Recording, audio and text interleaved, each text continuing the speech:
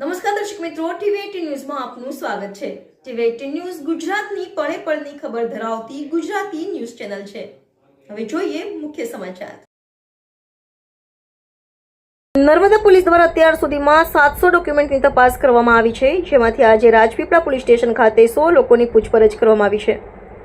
નર્મદા જિલ્લામાં બોગસ આવકના દાખલા પ્રકરણમાં સાંસદે ગઈકાલે જિલ્લા સંકલન સમિતિના પ્રશ્ન ઉઠાવતા પોલીસ હરકતમાં આવી ગઈ છે। આ કેસમાં નર્મદા એસપી દ્વારા એસઆઈટીની રચના કરવામાં આવી હતી। આજે આ મામલે એસઆઈટીના અધ્યક્ષ એવા ડીવાયએસપીએ પત્રકારોને માહિતી આપતા જણાવ્યું હતું કે નર્મદા પોલીસ દ્વારા અત્યાર સુધીમાં 700 ડોક્યુમેન્ટની તપાસ કરવામાં આવી છે, જેમાંથી આજે રાજપીપળા પોલીસ સ્ટેશન ખાતે 100 લોકોની પૂછપરછ કરવામાં આવી છે। આ કેસમાં જે લોકોએ ખોટા દસ્તાવેજો બનાવડાવ્યા છે તે લોકોના દસ્તાવેજો ખોટા સાબિત થશે તો તે તમામ લોકોને પણ આરોપી તરીકે ગણવામાં આવશે। આરોપીઓ દ્વારા જિલ્લાની કોર્ટમાં આગોતરા જામીન બાબતે અરજી કરી છે, જેની સામે નર્મદા પોલીસે દલીલ કરી છે। કોર્ટમાં તેની કાર્યવાહી હાલ ચાલી રહી હોવાનું જણાવ્યું હતું।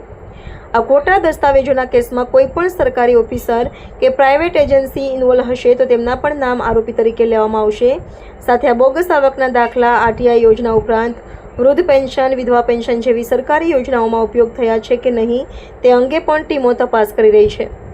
આ કેસમાં પોલીસ પર કોઈ પણ રાજકીય દબાણ નહીં અને પોલીસ નિષ્પક્ષ રીતે કામગીરી કરી રહી છે। ટીવી18 ન્યૂઝ ગુજરાતી, નર્મદા।